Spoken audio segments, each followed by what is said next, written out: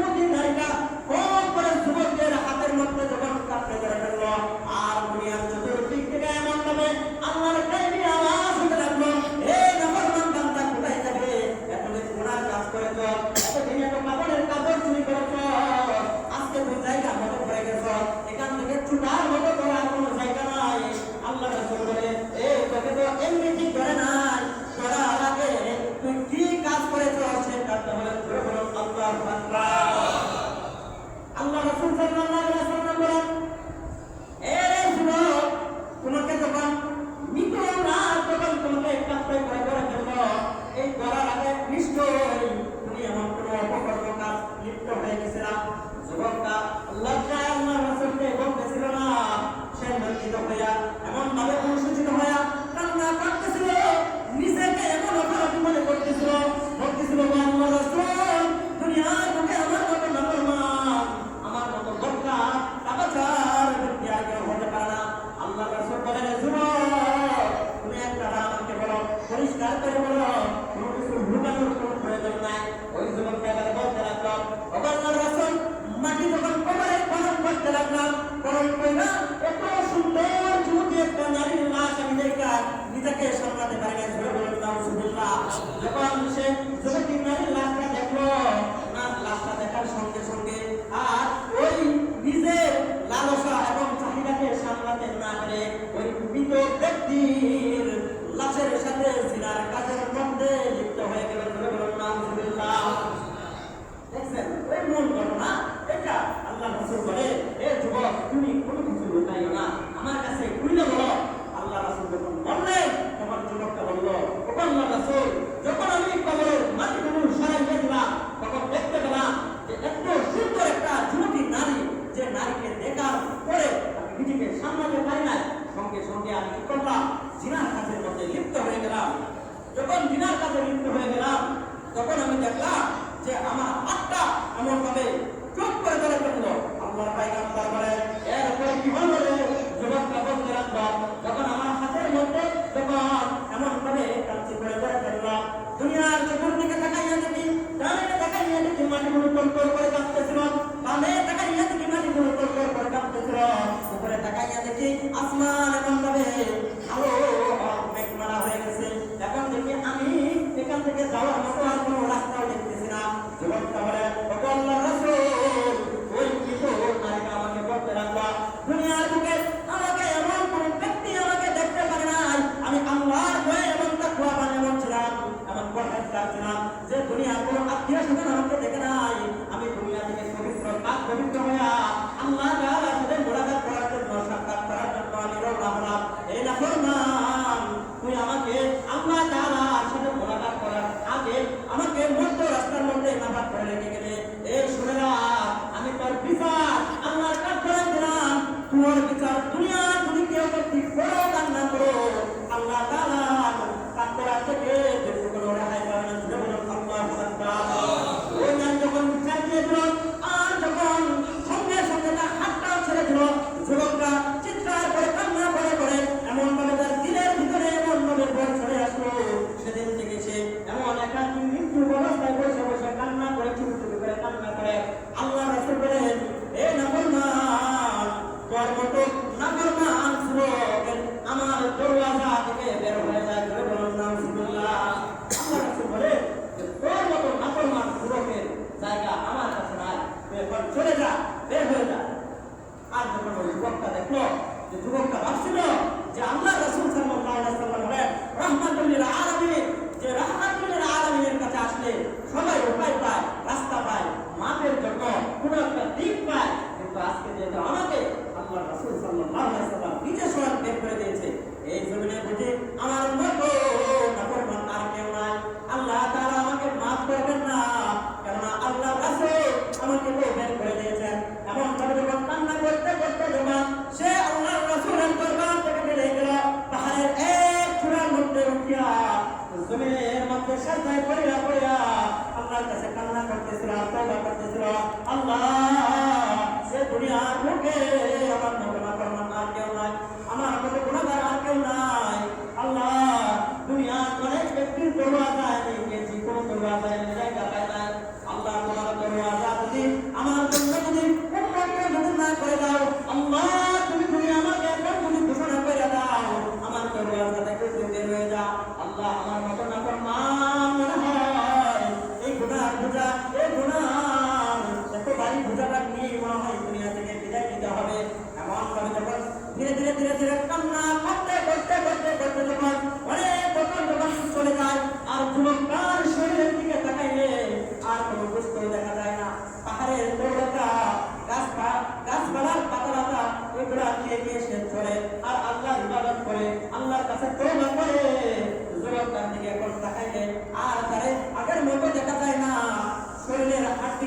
বাহিরে দেখা যায় এমন ভাবে চলে এসে এক পর্যায়ে তার শরীরের মধ্যে একটা পরিমাণ ভাইরাস একটা তৈরি হয়ে গেল। আবার সে আল্লাহর পয়গম্বরের দরবারে গেল। আল্লাহর পয়গম্বর বলেন, নাফরমান, আবার কেন আমার দরওয়াজায় আসলা? আল্লাহ রাসূল সাল্লাল্লাহু আলাইহি ওয়াসাল্লাম বলেন, এই নাফরমান, চলে যাও, আমার দরওয়াজা থেকে চলে যাও, আমার এখানে তোমার কোনো জায়গা নাই।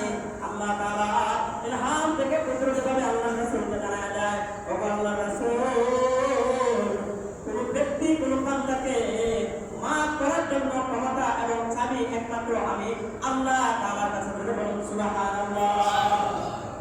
আল্লাহ তাআলা বলে যে কোন ব্যক্তি হেদায়েতের রাস্তা এবং মাফ করার জন্য এই সব কিছু ক্ষমতা এবং চাবি আমি আল্লাহ তাআলার হাতে, আপনি কেন তাকে বের করে দিলেন? আল্লাহ রাসূল যখন বললেন যে কারণ কি, বলল যুবকটা এমন ভাবে আমার কাছে কান্না করেছে যে যত পরিমাণ গুনাহ করেছিল তার চেয়ে বেশি পরিমাণ আমার কাছে বারবার কাঁদতেছিল, আমার কাছে বারবার কাঁদতেছিল। আর তাকে বলতেছিল, আল্লাহ, দুনিয়ার বুকে তোমার কত প্রিয় বান্দা, দুনিয়ার বুকে কত তোমার প্রিয় বান্দা আছে, সবার দোয়া তুমি কবুল করো, সবার তাওবা তুমি কবুল করো, কিন্তু আমি গুনার কাজ করার জন্য আল্লাহ তুমি আমাকে বের করে দিতেছ, আল্লাহ তুমি আমাকে ক্ষমা করতেছ না। আল্লাহ বলে, এ আমার বান্দা, ওই সমস্ত কথাগুলো আমার কাছে এত প্রিয় লেগেছে, ওগো আমার রাসূল, শুনে নাও, আমি আমার বান্দাটাকে চিরতরের জিন্দেগির যে কোনো গুনাহ আছে তওবা করার জন্য আমি মাফ করে দিলাম। সুবহানাল্লাহ। তাহলে দেখে আপনার গুনার বোঝা যদি মনে করেন পাহাড় পরিমাণ যদি হয়ে যায়, আপনার গুনাহ যদি সমুদ্রের বেড়া পরিমাণ যদি হয়ে যায়, আর আপনি যদি আল্লাহর কাছে তওবা করার মতো যদি তওবা করেন, আল্লাহকে বলেছে, হে বান্দাগণ, তোমরা আমার কাছে খালি তওবা করো, এবং আল্লাহ তাআলা আবার বলেন, আল্লাহ তাআলা বলেন যে তোমরা আমার রহমত থেকে নিরাশ করো না, আমার কাছে চাও, আশা করো, ভরসা রাখো, আমি আল্লাহ তোমাদেরকে মাফ করে দেব। সুবহানাল্লাহ। কিন্তু আমরা অনেকে আছে দেখবেন বলে যে যদি বলা হয় যে নামাজের থেকে আসেন, অনেক কর্মীদের যেতে বলে হায়াত তো শেষ, হায়াত আর আসে কই, কিন্তু হায়াত তো শেষই হয়ে গেল, এখন কবরের দিকে রওনা হবো, এখন কবরের দিকে যাবো। উনি হয়তো ভাবতেছে যে কবরে গেলাম তো শান্তি পেয়ে গেলাম, কবরে গেলাম তো আমি ঠিক হয়ে গেলাম, মাফ হয়ে গেলাম। আরে বাবা, কবরে গেলে তো আপনার শুরু, আপনার জিন্দগি শুরু হয়ে যাবে। আপনাকে দুনিয়াতে আল্লাহ তাআলা পাঠাইছিল আল্লাহ তাআলা ইবাদত করার জন্য, এবং আপনার রিজিক আল্লাহ তাআলা কোথায় রেখেছে সেটা তল্লাশি করার জন্য, এবং আল্লাহ তাআলা ইবাদত করার জন্য। এটা তো দুনিয়াটা একটা পরীক্ষার হল স্বরূপ সেখানে আসছেন, এই জন্য আল্লাহ তাআলা আপনাকে কখনো পাকড়াও করে নাই। আজ পর্যন্ত বলতে পারবেন না এরকম নাই কোনো হিন্দু, বৌদ্ধ, খ্রিস্টান, মুসলমান কোন ব্যক্তিদেরকে আল্লাহ তাআলা না খাওয়ায় রাখছে। সবাই যে আল্লাহ তাআলার কত নাফরমান করতেছে, কত গুনাহ কাজ করতেছে, আল্লাহ তাআলার ইবাদত থেকে বঞ্চিত হইয়া, আল্লাহ তাআলার ইবাদত থেকে তারা সরে গিয়া দুনিয়াবি কাজের মধ্যে লিপ্ত হয়েছে। কিন্তু আল্লাহ তাআলা তো কোনো দিনও কোনো ব্যক্তিদেরকে আযাবের মধ্যে ফেলায় না, কিংবা কোনোদিন কোন ব্যক্তিদেরকে ওই যে কমে লোক বংশধর যে ছিল আগেকার নবীদের মতো আমাদেরকে আজ পর্যন্ত এরকম ধ্বংস করে নাই। কিন্তু আল্লাহ তাআলা বলেন, আমি তো রহমান, আমি খালিক, আমি রাজ্জাক, আমি তোমাদেরকে রিজিক দিতেছি, আমি রহমান, আমি তোমাদেরকে রহমত দিচ্ছি। বাবু কেন তোমরা তা বুঝে আসছে না? আরে দুনিয়া থেকে যখন আমরা চলে যাব, আল্লাহ তাআলা বলে যে ওই ব্যক্তি যেহেতু চিরদিনের জন্য বিদায় হয়ে চলে আসছে, ওই ব্যক্তি কি করো, তুমি রিজিকের যে দরওয়াজার কাছে দরওয়াজা বন্ধ করে দাও। আল্লাহ তাআলা ফেরেশতাদেরকে বলবে, আমাদের প্রত্যেকটা ব্যক্তির জন্য দুইটা দরওয়াজা আসমানের মধ্যে আছে, একটা দরওয়াজা দিয়ে আপনার রিজিক আসে, আর একটা দরওয়াজা দিয়ে আপনার আমার আমলনামা আল্লাহর কাছে পৌঁছায়। আপনি যখন মৃত্যুবরণ করবেন, দুনিয়া থেকে যখন বিদায় নিয়ে চলে যাবেন, আল্লাহ তাআলা বলবে যে দরওয়াজা দুইটাই বন্ধ করে দাও, দুইটা দরওয়াজাই বন্ধ করে দাও, আর কোনো সুযোগ নাই, আর কোনো অপশন নাই, আর কোনো ইবাদত করার সুযোগ নাই, এবং তার কোনো রিজিক হওয়ার দরকার নাই। তাহলে আমরা যারা বলি ওই সমস্ত কথা, একটু চিন্তা ভাবনা করে আমরা বলবো, দুনিয়াতে আসছি, দুনিয়া থেকে আমরা চলে যাব। আরে ভাই, ইবাদতকারী আপনি নাই হইলাম, আপনি ইবাদতকারী হইলেন না, তাওবাকারী বান্দা হন, তাওবা করেন। আপনি যে সারাদিন গুনাহগুলো করলেন, অনুশোচিত হয়ে লজ্জিত হয়ে আল্লাহর কাছে তওবা করেন না, আল্লাহর কাছে চান না, আল্লাহর কাছে চান। আল্লাহ তাআলা যদি আপনাকে যদি মায়া যদি না করতো, মহব্বত যদি না করতো, ভালো যদি নাই বাসতো,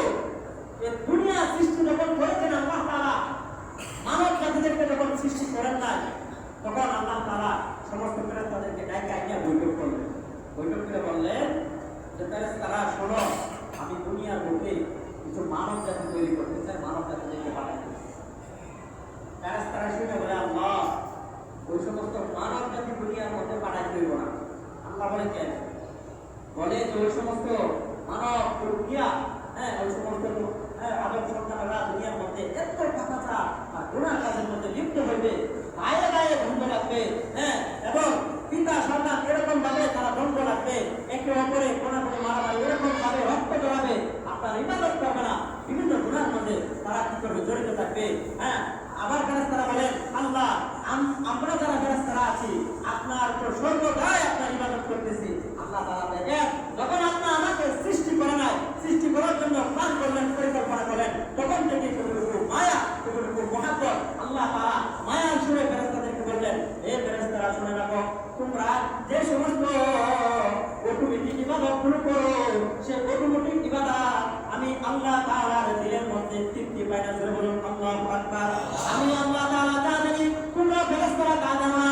আমি আদম সন্তানদেরকে দুনিয়ার মধ্যে পাঠাইবো, আর তারা যখন বিভিন্ন গুনার কাজের মধ্যে লিপ্ত হয়ে যাবে, গুনার কাজ যখন করেই ফেলবে, গুনার কাজ করার পর যখন সে নিজের গুনাহগুলো নিজে যখন বুঝতে পারবে আর নিজের প্রতি অনুশোচিত লজ্জিত হইয়া আমার কাছে যখন চলে আসবে, আমি রবের কাছে দুনিয়া হাত তুলে যখন সে দোয়া করবে, নিজের চোখের পানি ফাটাইয়া ফাটাইয়া যখন তওবা করবে আর নিজের গুনাহগুলো অনুশোচিত হইয়া নিজেকে সব থেকে অপরাধী মনে করবে, আমার কাছে সারেন্ডার করবে, আর আমি আল্লাহ তাআলা সেদিনের অপেক্ষায় থাকবো যেদিন আমার কাছে বান্দা চলে আসবে, বান্দা যেদিন আমার কাছে তওবা করবে, বান্দা যেদিন আমার কাছে মাফ চাইবে, আর আমি আল্লাহ সেদিন বান্দার জিন্দেগির গুনাহগুলো মাফ করে দেব। সুবহানাল্লাহ। আল্লাহ তাআলা আমাদের দুনিয়াত পর্যন্ত দেয়, আপনি আমার ইবাদত করতে কোনো অসুবিধা আসেনি? আমরা ইবাদত তওবা করব ইনশাআল্লাহ। মনে করেন মসজিদে মাগরিবের আযানের আগ মুহূর্তে বইটা গেল, ঢুকে দেখলেন কেউ নাই, মসজিদের এক কোণে বসে বসে ইস্তেগফার করতে থাকবেন, দরুদ শরীফ পড়তে থাকবেন, পড়তে পড়তে দুইটা হাত তুলিয়া তখন দোয়া করবেন, দেখবেন দিলের মধ্যে আলাদা অন্যরকম একটা শান্তি তৃপ্তি পাইবেন, আপনি অন্যরকম একটা অনুভূতি পাইবেন।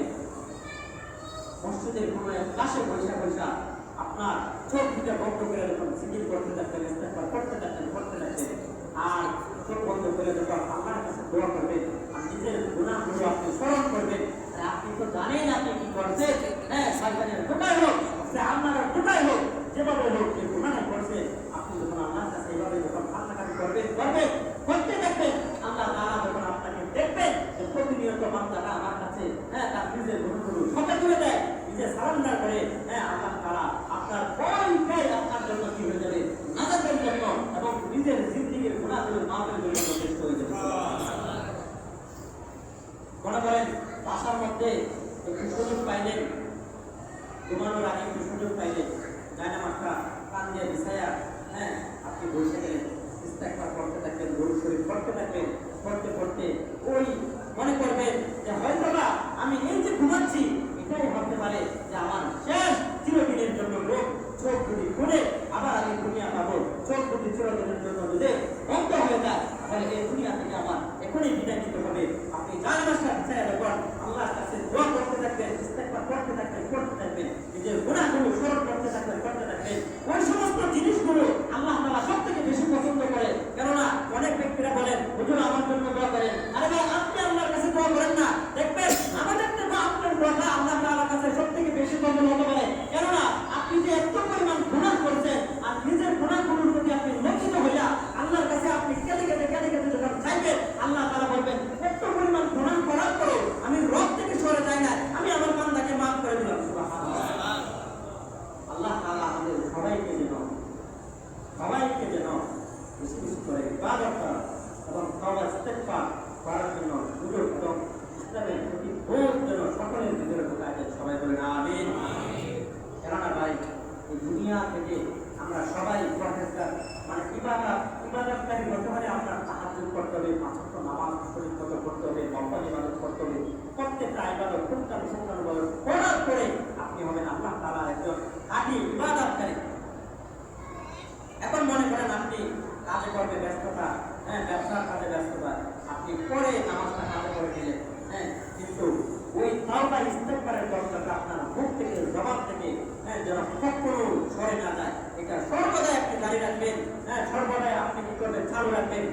এইখানে আপনার সকল গুনাহগুলো মাফ হওয়ার জন্য একমাত্র নাজাতের দোয়া এবং আল্লাহ তাআলা আমাদের সবাইকে কবুল করুন, সবাই বলুন আমিন। এই সমস্ত কথা বলে বললাম, সর্বপ্রথম